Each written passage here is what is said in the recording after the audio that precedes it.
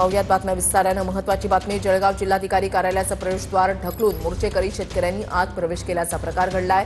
जिल्हाधिकारी कार्यालयामध्ये प्रवेश न दिल्यानं शेतकऱ्यांचा संताप यावेळेला पाहायला मिळाला। बच्चू कडूंसह मोठ्या संख्येनं संतप्त शेतकरी जिल्हाधिकारी कार्यालयामध्ये दाखल झाले। जिल्हाधिकाऱ्यांच्या दालनाकडे जायला विरोध केल्यानं शेतकरी संतप्त झाले।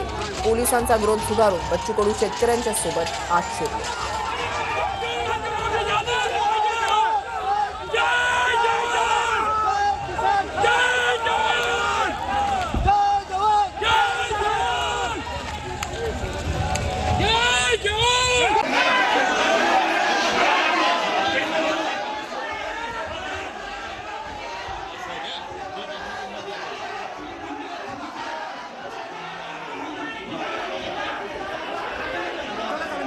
शेतकरी जिल्हाधिकारी कार्यालयाचं प्रवेशद्वार तोडून बच्चू कडू आणि त्यांचे कार्यकर्ते हे आत शिरले।